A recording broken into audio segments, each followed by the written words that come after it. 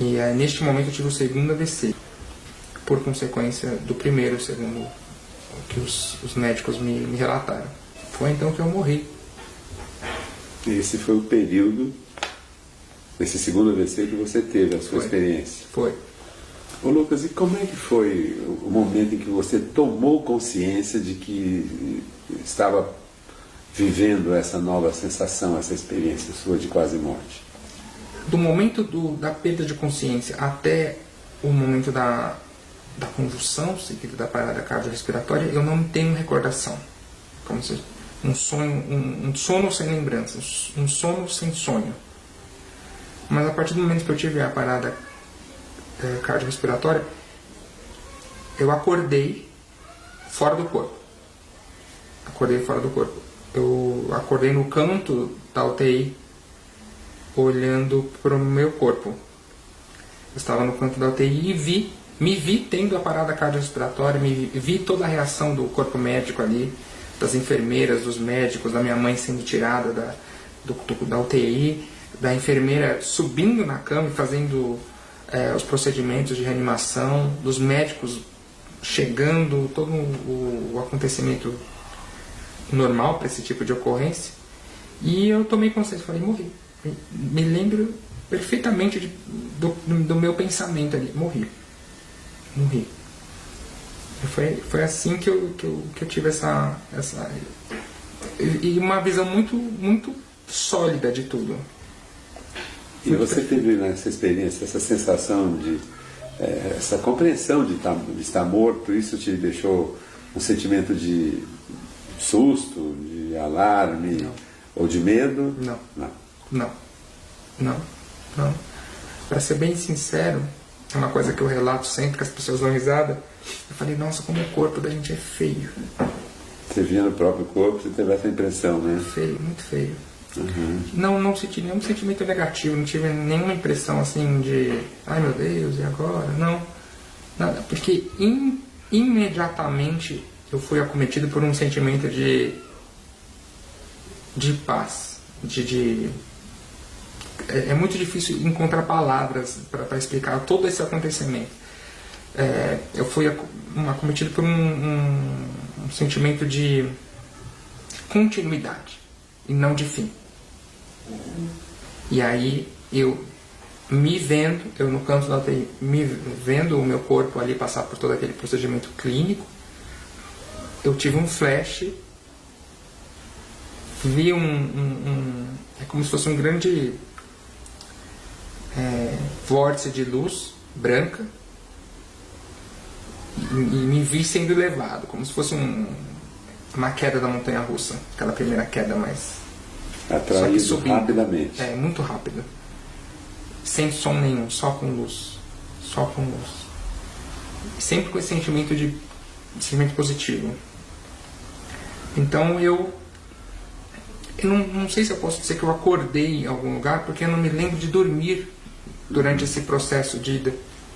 Mas em determinado momento, eu me lembro de abrir os olhos e estar num outro lugar. Num lugar bem diferente. Que já não era UTI, já não era hospital. Acredito que já não era aqui. E que lembrança que você tem desse lugar? Eu tenho lembranças, na verdade, bem sólidas. A questão principal que me impede um pouco às vezes, de detalhar é a questão quanto ao tempo. É difícil dizer quanto tempo que eu fiquei ali.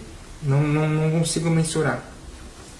Eu me lembro de acordar em cima de uma plataforma branca, com 5 centímetros de altura, assim, branca, num gramado, e de ter uma pessoa do meu lado ali, onde eu não conseguia muito bem ver o rosto, mas eu sabia quem era. E ali foi o primeiro momento que eu entendi, ou que eu tive um contato com uma experiência de entender que existe uma consciência plena ali, coletiva, porque eu não via quem era, mas eu sabia quem era. E era minha avó materna, que faleceu, acredito que 15 anos antes de eu nascer. E ela falou, calma, fique em paz, tá tudo bem. eu vim aqui para te receber. Tá tudo bem. Aí eu levantei. Eu não me lembro de falar com ela, mas me lembro dela, de várias coisas que ela me disse nesse momento. Falou: você tá aqui, você não vai ficar aqui. Você está aqui, mas não vai ficar. Você vai voltar, você só vai ficar aqui um pouco. Enquanto você está aqui, a gente vai conversar um pouco, eu vou te mostrar um pouco como é aqui. Não fiquei assustado, não fiquei em nenhum momento com medo ou com nenhum tipo de sentimento negativo. Muito pelo contrário. Um sentimento de... A expressão que depois de todos esses anos que eu consegui pensar, inventar para tentar descrever um pouco do que é ali, é uma coisa chamada, que eu chamo de consciência coletiva. Não existe indivíduo ali. Não existe indivíduo. Existe... Todos ali são interligados. É como se fosse uma coisa só mesmo. Então ela me levou, a gente passeou um pouco ali num lugar, nesse grande lugar descampado. Parece um parque. Um bosque grande do lado esquerdo, assim, com árvores bem altas, assim. Tinha um lago do lado esquerdo, bem grande. Eu não vi o outro lado, o fim do lago. Era um grande lago. E pessoas, muitas pessoas em grupos dispersas nesse campo. E algumas vestindo o que parecia ser togas brancas. E todas falando entre si, todas com um sorriso. Todos os grupos ali, as pessoas meio que vestindo parecidos, as roupas.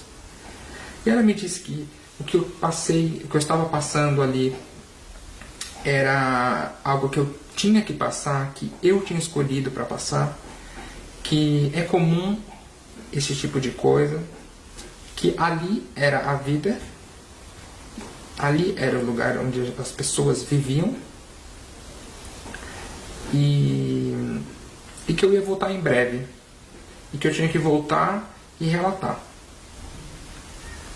multiplicar essa experiência. Aí nesse momento eu me lembro de caminhar, apesar de tentar olhar para baixo e não me ver, eu não via meu corpo. Eu me lembro de continuar caminhando com ela, pegando o entorno do lago. Acho que era um lago, não seria um oceano, mas um lago com água bem paradinha.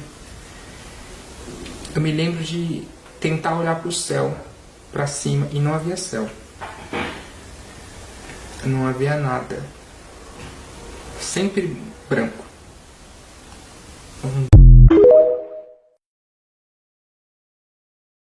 Pela resposta que ela me deu, acredito que eu perguntei para ela se eram só nós que estávamos lá. Acredito que a conotação da pergunta foi essa, porque ela respondeu assim: não. Aqui tem muitos. Aí eu fiquei meio... Aí a gente continuou andando. Teve uma hora que a gente passou num outro grupo muito grande, umas 30 pessoas reunidas, sentadas no chão, e uma de pé, parecendo que lecionando, conversando ali, com muita atenção das pessoas. E ela, quando nós passamos, ele acenou para mim. Aí todos olharam e deram um sorriso. Aí nesse momento eu senti um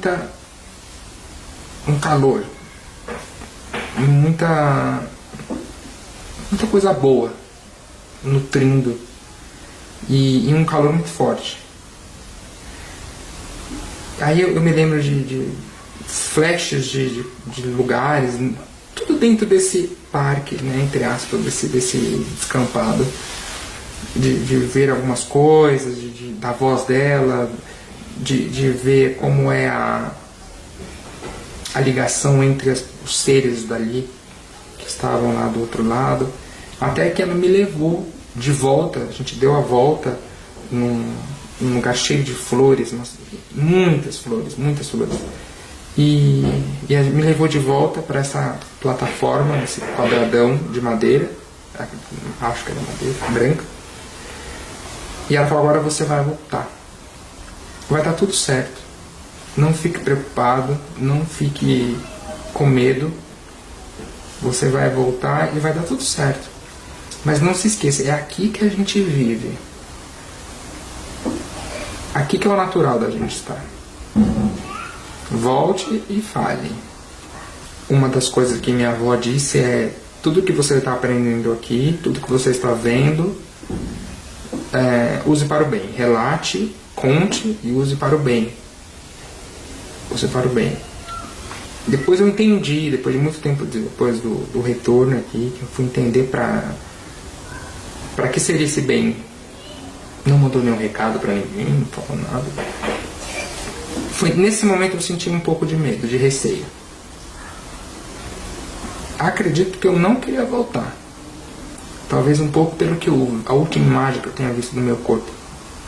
Você ficou meio chocado com essa imagem? Acho que de voltar para aquele lugar onde estava acontecendo aquilo da última coisa que eu vi. Aí eu senti um pouco de receio, talvez medo. E você se lembra dessa aproximação com o seu próprio corpo na UTI? Lembro. Você chegou com ela? Ela chegou junto com você? Não. Ela me levou até essa plataforma no chão. Eu me lembro de deitar. E aí tive novamente aquela sensação de queda. Muito forte. Muito forte. E aquele exemplo da montanha-russa é perfeito. E acordar num impacto muito forte assim. Eu acordei muito tempo depois da minha parada cardiorrespiratória. Você chegou a ser entubado? Eu acordei no momento que eu estava sendo entubado. Com um monte de cabeças brancas em cima de mim. Olhei para cima e eles: Lucas, tudo bem? Lucas, pisca, pisca. E tinha se passado aí dias. Alguns dias. Acredito que não voltei o mesmo. Você modificou depois da experiência? Algumas coisas. Você poderia falar sobre isso? Acredito que o que menos mudou foi fisicamente. A gente volta com uma visão diferente de mundo, de fronteiras mais alargadas, de entender que existe algo lá que não necessariamente a religião ou a ciência explica. O medo da morte? Nenhum. Desapareceu completamente? Nenhum. Nada. É um sopro que acredito que bem-vindo em algum momento. Eu gostaria de saber, Lucas, quanto tempo depois de desperto no leito, quando você se deu conta que você estava internado numa situação grave, quanto tempo depois você teve a lembrança da experiência quase-morte? Imediatamente. Foi imediato. Você acordou ali e você já viu que você já estava de novo numa nova situação. Imediatamente. Eu me lembro de acordar com os médicos iniciando esse procedimento de intubação. E aí uma médica falou: Lucas, você teve um AVC grave. Eu não sei se você está me entendendo. Se você estiver consciente, pisca. E eu com a recente memória de ter estado naquela experiência com a minha avó, com aquelas pessoas, naquele lugar, e querendo falar. Acordei muito nervoso, querendo falar, mas eu não conseguia, né? Eu estava muito mal, estava com a boca blocada, sem possibilidade de falar. Eu fui voltar a falar meses depois. A causa mais frequente de morte em epilético é essa. Então ele tem a convulsão aqui. Foi fácil. A volta. Foi fácil. Você tem lembrança de como que é essa volta? Você mergulhou no seu corpo como se mergulha numa piscina? É bem isso. É um perfeito exemplo. É a montanha-russa caindo. E acredito que a volta, essa entrada no corpo machuca um pouco o corpo. Dói. Ali então, já é sofrimento físico, né? É muito difícil porque a gente está num lugar, num nível, enfim, que você não tem dor nenhuma. Você não tem sofrimento de nada. E de repente você, para entrar no corpo, você já entra doendo. sentindo dor. Isso, imagina o que eu passei ali, né? Quantas agulhadas, quantos exames, só de cateterismo foram 6. Tá, existe um outro lado, existe um outro lugar e não conseguia, minha boca estava aqui. Eu tinha um deslocamento, não conseguia falar, balbuciava. E isso quando o cérebro conseguia ligar a pessoa ao nome. Demorou um pouco para eu conseguir saber quem era quem. Você acha que você recuperou a consciência do seu corpo, vamos dizer? Ô, Lucas, e você é religioso? Não. Você não frequenta religião nenhuma? Eu frequento algumas. Frequento algumas, mas se eu te disser que eu interpreto tudo isso que eu passei, o que eu passo por alguma religião, eu estou mentindo. Não interpreto, não consigo. Porque é quase que parte da vida, assim, da rotina. Então eu não preciso ir até uma esfera religiosa para entender o que acontece, porque para mim é física, palpável, existe lá, tal, lá, é lá que se vive, é lá que é o comum, é lá que a gente tem que voltar para ficar lá, que é lá o nosso lugar. E em alguns momentos, algumas pessoas de lá, alguns seres de lá, por algum motivo, vêm para cá e entram em contato. Não vejo pelo lado religioso, não. Porque a religião acho que cria um afastamento. Para poder explicar, a gente tem que se afastar, entrar em contato com... Não preciso disso. Lucas, ou teve mais alguém conhecido? Que eu soubesse identificar, só um negócio. Só. Né? E, inclusive alguns seres lá não são possíveis de serem identificados. Enquanto você estava lá, você tinha nítida percepção deles. Mas não para individualizar. Não Ainda esse que fez sinal para sua avó? Acredito que o sinal foi para mim. Foi para você? Não. Também a ele não, né? Talvez não agora. Não consiga dizer quem é agora. Mas lá, sim. Você deu a entender, Lucas, que a questão do tempo também é uma coisa que você não tem, nesse momento aí, uma noção de tempo? Zero. Não tem nenhuma, né? Tem Fátima dizer que a sensação era boa, né? Você muito sentia bem-estar e prazer. Aquilo te dava uma alegria. Prazer é uma boa palavra. Tá. Sim. Não só pelo lugar ser bonito, não só pelas pessoas, por estar ali com a minha avó, que eu não conheci, mas pelas sensações. Sabe quando você faz uma viagem longa e volta para casa? Dali para melhor. Você tinha consciência de que aquilo ali era uma coisa sobrenatural? Ou pelo menos fora do comum na sua vivência? Fora do comum. Sem dúvida nenhuma, né? O momento da minha convulsão, e ali eu falei, opa, morri. Ali eu falei, foi a única vez que eu falei, alguém estava certo. Durante a minha experiência, quando eu estabeleci a comunicação, como eu disse, eu não vi o meu corpo, eu olhava, entre aspas, para baixo, não via nada. E eu não via bocas mexendo, nada. Você falou que não dava nem para identificar, né? A comunicação segue essa ideia de ligação. Então, como se fosse uma telepatia. Exatamente. Não precisa ter verbalização, não. ouvir. Exatamente. Inclusive nos grupos que estavam reunidos ali, que pareciam estar, sei lá, uma aula ou alguma coisa assim, ninguém falava. Você não ouviu som algum? Não. Nem mesmo na comunicação com sua avó, naturalmente. Não. Mas me lembro da voz dela. Mas que há um limite do qual você não deve ultrapassar. Isso. Você teve essa sensação ali naquele lugar? A plataforma branca era também um limite. Ela era também um limite. Tanto que eu saí da plataforma para os lugares onde eu fui.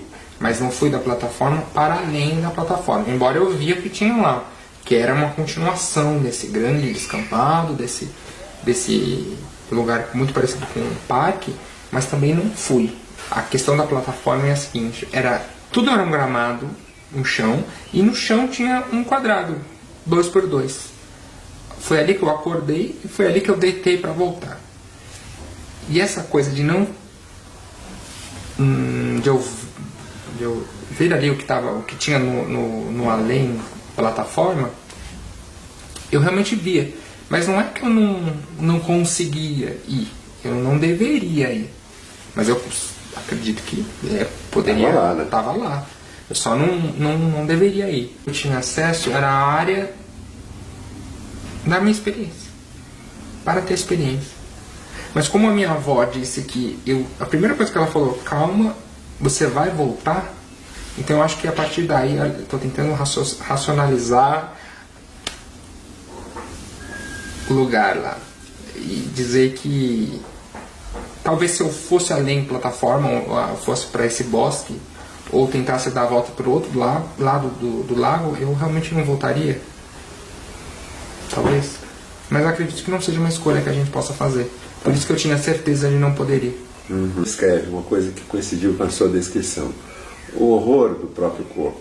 Eu voltar e entrar nisso aí... Bem isso, né? É feio. E a outra coisa, a sensação do desconforto. Ela estava com a temperatura rebaixada, então a hora que terminou a cirurgia, elevando a temperatura. Com 17 graus, ela começa a despertar. Ela sentiu um frio, uma dor horrorosa na entrada do próprio corpo, né? É exatamente o que o Lucas fala. O corpo é feio porque acostuma-se com lá muito rápido. Talvez por ser o nosso lugar de origem. E isso, inconscientemente, a gente nunca esqueça. E aí, essa ideia de olhar para baixo, não ver corpo, ou olhar e ver luz ao invés de físico, que eu não apertei a mão de ninguém, eu não apertei nada, então eu não sei se era físico, mas era luz, era muito iluminado. Aí de repente você volta para um corpo disforme. Essa era a sensação, disforme, pesado, agredido. Não é a dor, mesma é horrível. A sensação do espelho, né? Não é outra coisa. Não sou eu. Lucas, você falou dessa experiência com os médicos que fizeram atendimento a você durante a parada cardíaca? Você chegou a ter uma oportunidade Com disso? alguns. Falei com alguns. É. Porque, como eu disse, eu fiquei muito tempo no hospital. E aí tem aquelas trocas e tudo mais. Mas para alguns Você eu teve falei. uma receptividade natural? Com alguns médicos, principalmente com os neuros, muito boa. Eles te ouviram? Sim. As enfermeiras eu nem preciso dizer. As enfermeiras são... Agora, Lucas, essa pergunta tem um segundo propósito, que é o seguinte. Se algumas das pessoas que te ajudaram, que te assistiram, conseguiram depois confirmar alguma coisa que você tenha presenciado nessa experiência, tipo a enfermeira que subiu na cama, depois de você conversar com ela, você subiu na cama e Todos. Todos confirmaram? Todos. Tudo que você descreveu, Todos. eles assinaram embaixo? Todos. A experiência do Lucas é a nota máxima da escala de Grace. Ele tem tudo. Tudo que está descrito ele teve. Todos. Desde a minha mãe ser tirada da UTI por uma enfermeira baixinha, até uma outra enfermeira que quase subiu no ímpeto de fazer uma massagem cardíaca, né? Até o médico que chegou, que depois passou a ser um grande amigo meu, a gente chama de Feijão. Fiquei muito próximo, né? Porque eu fiquei muito tempo e todos relataram que eu estava certo. Porque eu disse e eles falaram, é verdade. É verdade. Foi isso. É verdade. Esse pedido da minha avó para que eu voltasse, contasse, relatasse, me parece que está ligado à própria razão de tudo ter acontecido. A motivação de ter passado 19 anos, 2 AVC seguidos, uma convulsão seguida de uma parada cardiorrespiratória, e de repente essa experiência, me parece que está tudo muito interligado, nada por acaso. E esse voltar e relatar é o que eu faço, estou aqui fazendo. sempre que eu posso, seja uma mesa de bar, um restaurante, uma sala de aula, eu sempre conto. E acredito que esse relato acessa nas pessoas algumas coisas. Que eu acho que a grande motivação de contar é essa, é acessar algumas coisas.